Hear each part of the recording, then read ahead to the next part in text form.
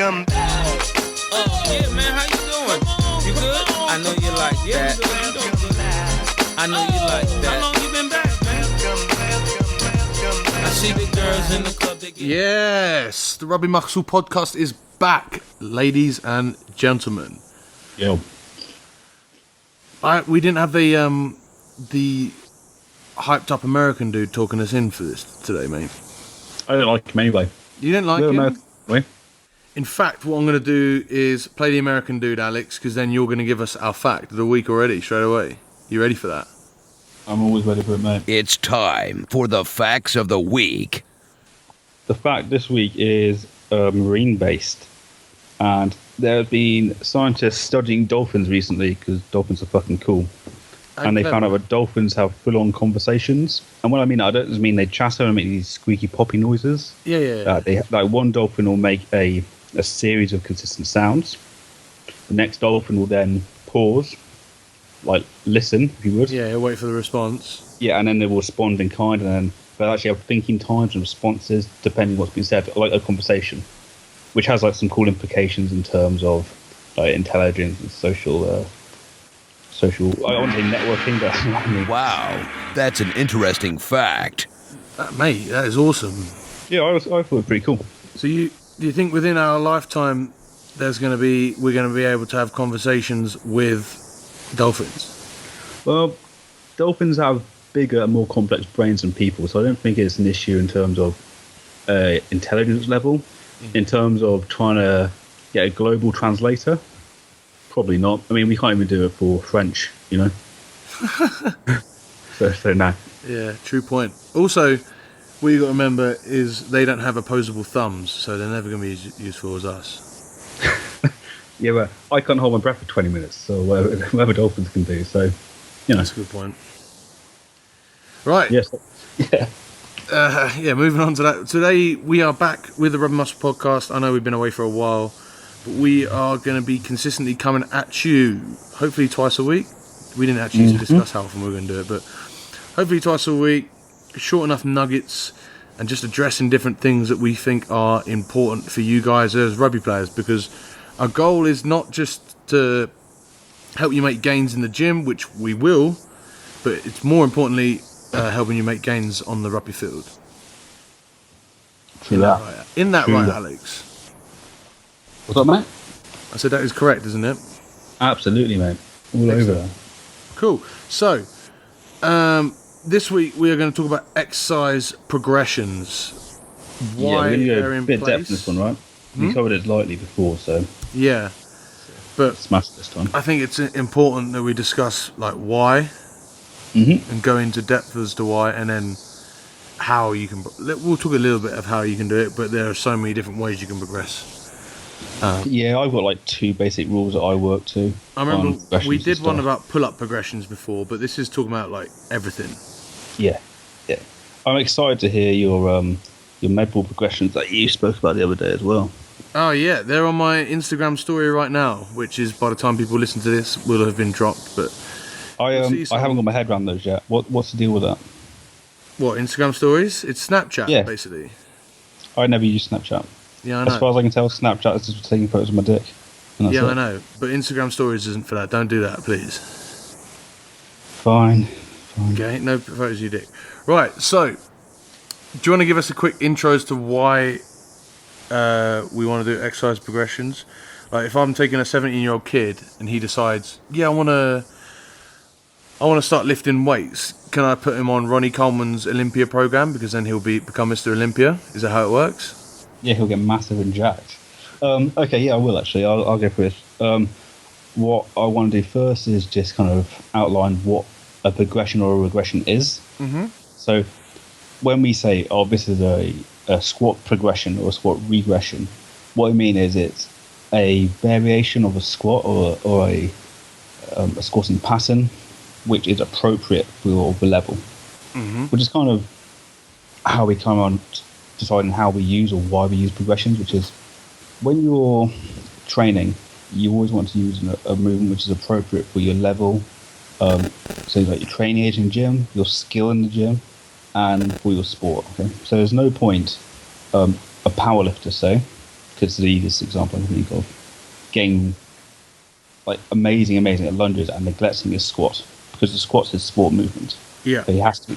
Whereas just because you can squat 800 pounds doesn't mean you'll be the best rugby player in the world. Okay? Definitely correct. Yeah. So for both these situations, there's a optimal progression and optimal lead up to progressions to get to the best movement for your sport. In terms of how we pick progressions, I know how I do it is that I do it the most basic way, because I'm not that bright, and I go from the easiest progression with someone, so which could be anything. It could be as simple as sitting on a chair and standing up. And when they can do that to a good enough level, I then move on. I don't really jump in at any certain point. I just start right at the bottom, work upwards. I do the same thing. I also make sure that we go through times in a season or in a year where we go right back to the basics again. Just because the more advanced we get, we can sometimes get into a bit bad habits. And those habits will only be revealed if we go back to the real basic exercise, if that makes sense. Yeah, I'd agree with that. We can... So you've got someone, that, again, back to your guy, that can squat 600 pounds, but... Average. I'm like, what happens if his squat on just the bar is like off and he like slants to the left? There's a problem there, and we need to correct that before putting 600 pounds back onto the bar. Yeah, what you're talking about here is building strength and dysfunction. I don't know if you're a fan of the movement stuff. Actually, there's a few people putting out at the moment, and essentially saying that if you build a squat on a faulty kind of mechanics, it's like building a house of like uneven foundations, and sooner or later you're going to cause an injury. And this applies not only to squats, but to pretty much any movement. So if you look at the different movements that I put on my article on Rugby Dump, I'll link it in the show notes. Laying out the different movements that you'll be using as a rugby player. Each of those has implications if you're doing it incorrectly. And if you're doing it incorrectly, there's no point like loading up and making it harder and going to an advanced exercise if you're not getting the basics right. The point is to get the basics right first and then move on. We'll just be last bit we do on this bit, but let's bring it back to the most basic thing, like walking. Yeah. If when you walk, say you roll your foot inwards, okay, and that puts excess pressure on the inside of your knee, you walk thousands of steps. Sooner or later, that's going to start wearing away on the inside of your knee, and you end up with a knee injury. Okay, which is why running is a sport with an almost 100% injury rate. Like if you run consistently for a long time, you're going to get injured because everyone's running is slightly off. That makes sense? Yeah. No one's running the perfect stride movement pattern for their body type. Cool. So, yeah. Do you want to talk about your progressions, or how do you want to do this? No, I was going to also discuss that it's not like, I know we've already come off and said, don't do fun advanced exercises because you're going to get injured, and people are going to be like, fuck you, TJ and Alex, we're not going to get injured, we're just going to do it anyway and we're going to be awesome. Well, another thing that holds you back if you're not utilising progressions properly is in the actual full outcome. Do you know what I mean by this? Nope. So, if I don't squat like correctly, I'm not utilising my muscles as best they can to produce as much force as I can if I was to squat better. You're talking about efficiency. It's not an efficiency. So you're putting, essentially, you're making life hard for yourself. That's exactly what I'm talking about. More effort And we keep talking about bloody squats, but it can be of anything. And this more looks at breaking down sprinting technique to me. And, there's no use in dragging sleds and doing advanced plyometrics and all this stuff if your sprint technique is off. Now, I know this because I'm one of those people. My technique, especially a couple of years back, like I would never reach triple extension in acceleration phase, which means I'm holding myself back from my sprint. So it doesn't matter if I'm doing an advanced sled push or whatever the program is, I need to correct that technique fault before I can actually get faster, or in order for me to get faster. And that comes down to breaking down the movement and going from the easiest progression there is. Yeah, I can see that from both points of view actually, because you could have a really shitty sprint pattern, but be able to put a ton of force into the ground, Right. be faster. But I think you're right. You're going to limit your movement if you Yeah. if you're sprinting. Yeah, so you want to attack it from both ways. Yeah, like life. Because, again, going back to it, you're just going to, if you can produce more force and more efficiently, or more efficiency, you're going to get a better movement, everything's going to be easier. And you get less tired, which is wicked. Mm-hmm. Cool. Right. So, should we go through a few examples of progressions, or how do you want to do this? I'll go through some progression examples, mate. Shall we go from the squat, because we already got that one, or should we do something we haven't done? Let's do a push-up. Oh, fantastic. So, my push-up progressions are pretty simple. I actually work my press-ups up to a one-arm press-up. Mm-hmm. Because it's a cool party trick, essentially. And I like doing stuff like that. So, I spoke earlier about these two rules I have with progressions. The first rule is I always work from stable to unstable. So the more unstable the movement, the harder the progression. Yep. Does that make sense? Yep. So that's something like going from, I'm going to use this as a press up with all four limbs on the floor to a press up which might be like left foot, right arm. I don't know why you'd ever do Nice. that. Yeah. So that's looking at progressions specifically here in terms of your core muscles. Yeah, absolutely. And then I go from a smaller range of motion to a bigger range of motion. Yeah. Which could be something like a glute bridge going into a feet raised, shoulder raised glute bridge or hip thrust. Yep. Make sense? Yeah. The bigger range of motion just makes life a bit harder. I mean, you can talk about muscle equipment and such like, but can you hear that? That's my dog just chewing on a flower pot. Oh, okay. Yeah, just A flower pot? Yeah, he likes plastic stuff like bottles as well. Oh, Dogs right. love Yeah, bottles. not a big China flower pot. No. That's his progression. That's what he's going to get to afterwards. Yeah. And then Work up to build that, up to the just statue. steal. Okay, cool.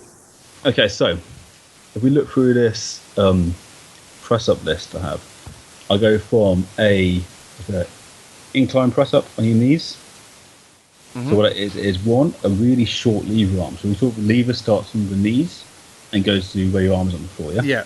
Well, wait, shoulders are above your arm. Quite short and also very stable because you've got all 4 points of contact.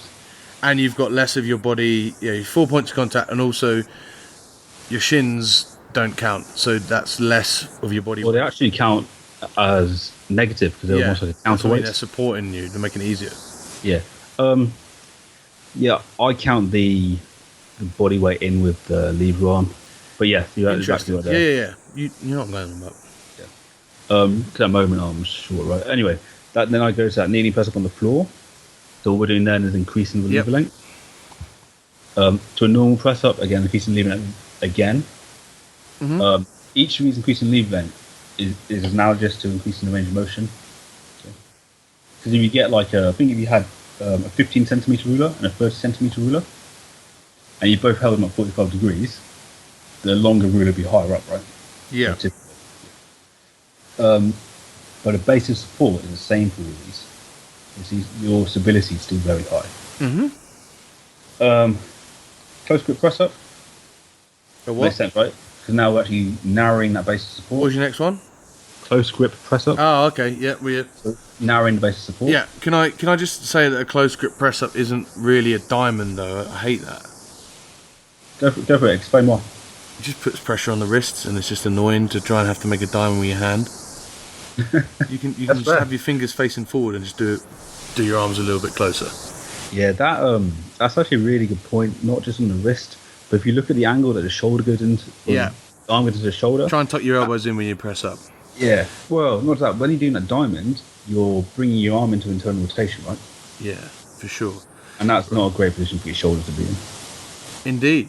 Right, next progression. Then we go an uneven press up, which I'm not sure. Do you know what an uneven press up would be? I'm going to fathom a guess and say that one arm's up and one arm's a bit further down. Yeah, absolutely. Easy, right? Boom. So what we're doing now is actually loading one side up more. Yeah.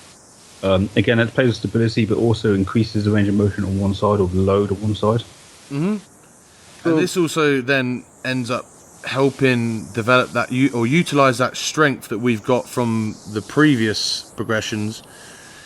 And Absolutely, like, you wouldn't want to jump straight into like an uneven press up or like something exactly. like that. Agreed.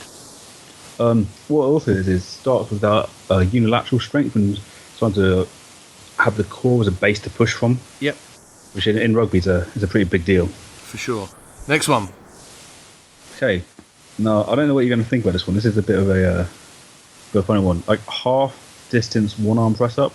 So we do a one arm press up, but only using half the range of motion. You don't go the whole way to the floor. So yeah, I know it's a bit controversial because people don't like shortened range of motion movements. But if you go back to this progression kind of rules, yeah, you can see that if we reduce the range of motion, it becomes easier. Because you've lost that stability, you need to shorten the range of motion a little bit in order to make someone be able to do it. Yeah. Okay. Yeah, I know it's a bit of a weird one. Lever press ups. I don't know if you've done lever press ups before either. So imagine you have like imagine you're going to do a press up, but you're one hand on a roller skate. Yep. Or a medicine ball. That works just as well with a bounce. Oh, I know, and it goes away from you. Yeah, almost. So you can think about like an archer press up. Some people call them archer press ups. Oh, I really like. I like that idea. I like the name for that, archer press up, because you. Yeah, it's good, isn't it? I like you see it with pull ups as well. You see people doing archer pull ups, and that's tough. Yeah, cool. And then once you can get that down, then you're into one arm press ups. So we start one arm press ups with that wide leg. So if you can imagine you doing it in a press up position, one leg's off, shooting out wide, one leg straight, gives you a bigger base of support, makes you more stable. Mm-hmm. Then we bring the leg in until you're in a proper press up position. What I'd like to also add on to this is just to say that when we're looking at different progressions, it's also going to depend on you and your body type and your goals. Oh, sure. So you can't just like pluck anyone and say these are going to be the progressions for you, because if we have someone that say is a power lifter, then they're going to be more interested in that linear strength. They don't need the instability. They are more concerned with handling a greater load or handling more weight. Same for someone potentially that is looking to build up a whole deal of muscle. And then later on, so they'd be better off loading some of the easier press-up variations, like putting more weight on their back or whatever, and then moving to the unstable once they've got to a muscular size or strength level that they're happy with. Agree? Yeah, I definitely agree with that. I would say that these type of movements are really handy for deload periods. Yeah. So it might say we're working with a powerlifter, because that's a nice wheelhouse for me. I'm comfortable there. We can say you're going to have this break from lifting. Like say post comp, you have a build break, and in this competition, you're only going to dumbbell press for your bench press, okay? But not only that, you're only going to single arm dumbbell press. You're only going to single arm dumbbell press unsupported by the bench. So you're going to get your shoulders on the bench, and then they can go to town on that movement. They can do as heavy as they like, but they're never going to beat themselves up because it's so unstable, so unilaterally loaded that they just can't do themselves into the ground doing it.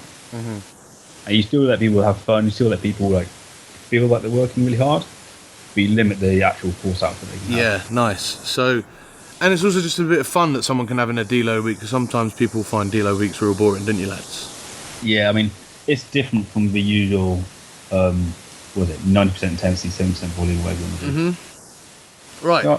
So we'll move to my, do you want jump progressions or do you want medicine ball progressions? I'm only going to give one away. Oh. I'm looking at my progression list now. I'm seeing, which one you don't have? I'm trying to see what I can add to my progressions from your stuff. Let's have the medicine. I'll do the jumps. Oh, mate, you can do jump. If you want to do jump, you do jump. Well, there's just a lot more progressions in jumps, I think, than there are, because there's more involved in a jump, and I'll explain why. Yeah, let's go for that. So, first one I have is a paused vertical jump. Now, no, you're not pausing in the air.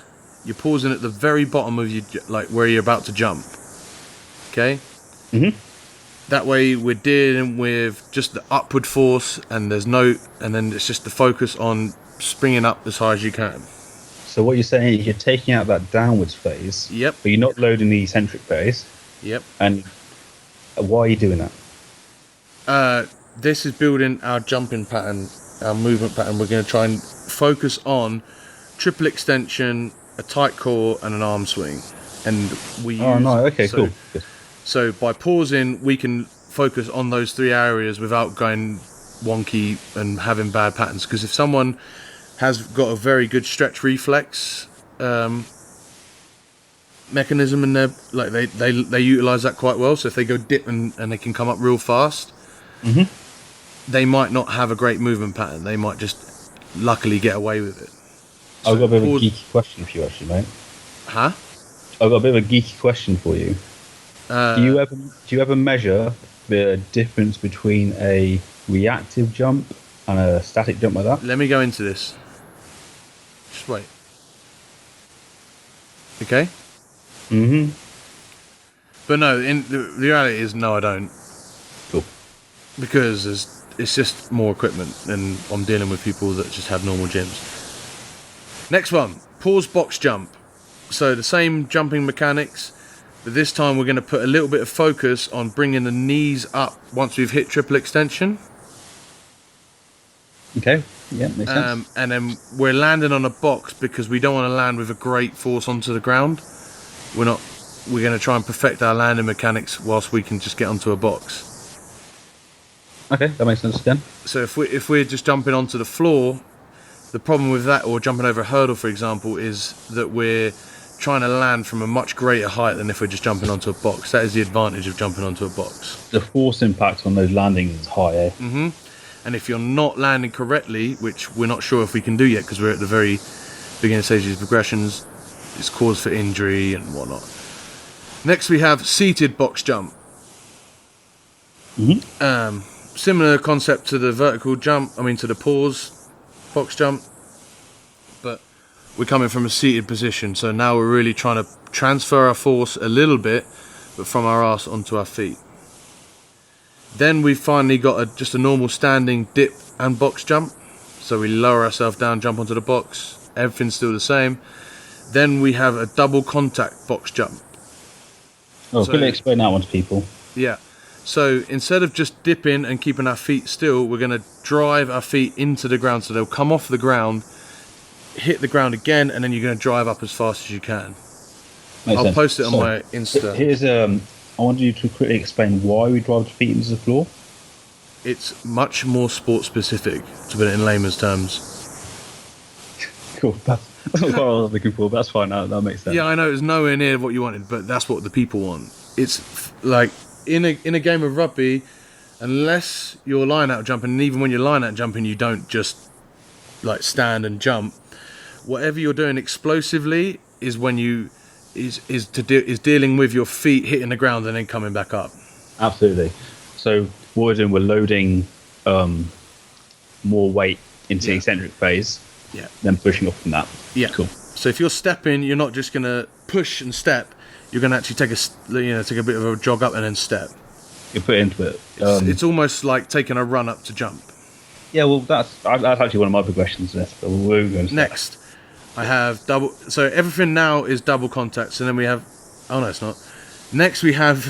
Is just a hurdle / tuck jump. Mm-hmm. So now. So actually coming down from a height and exploding up. Yeah.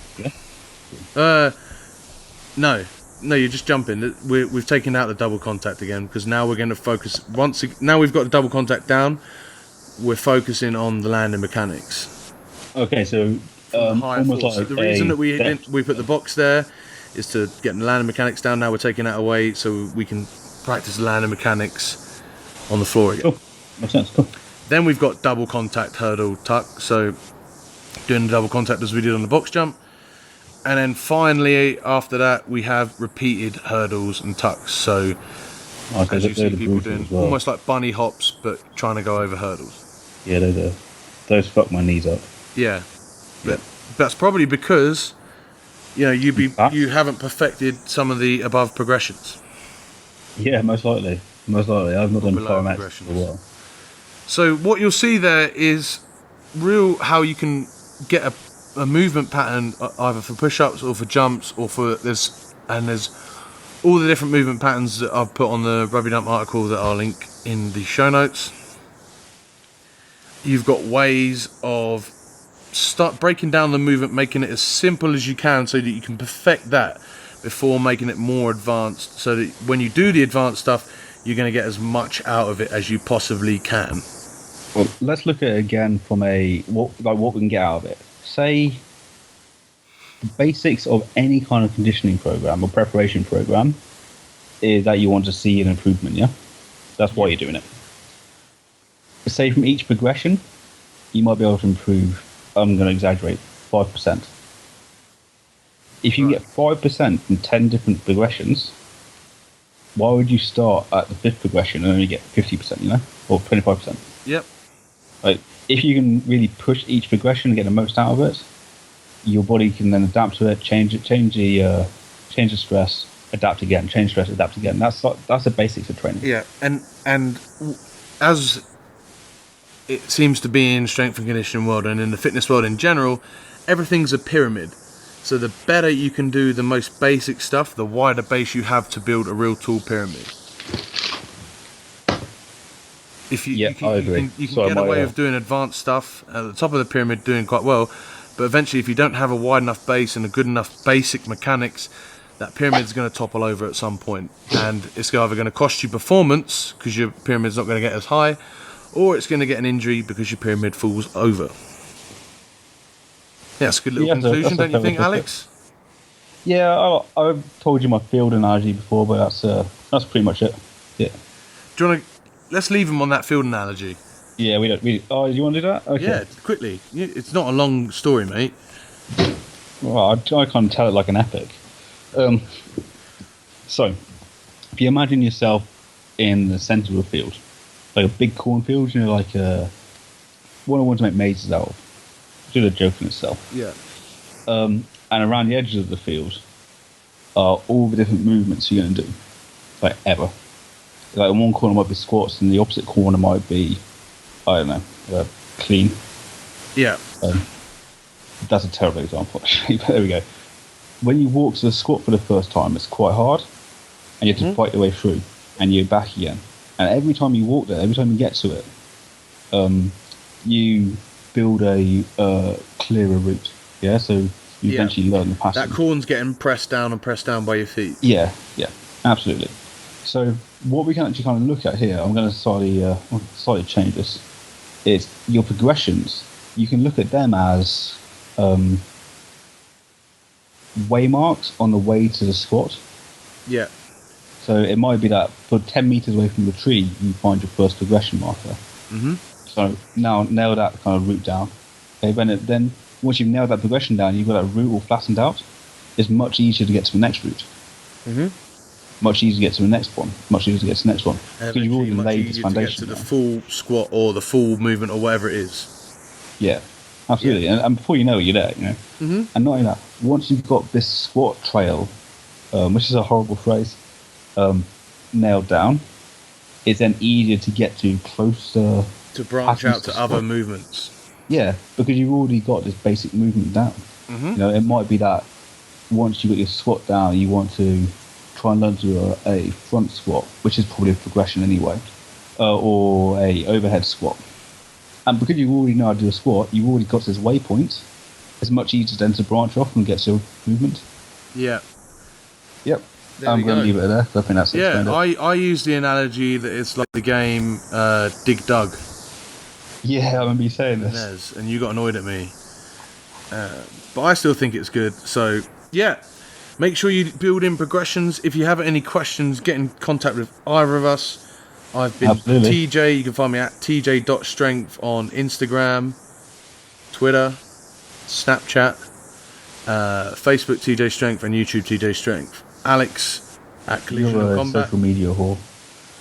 You can get me on Facebook at Collision Combat or Instagram at Collision Combat. And that's the only ways I want you to get hold of me. Cool, guys. Thanks for listening. This is the Dig Dug thing.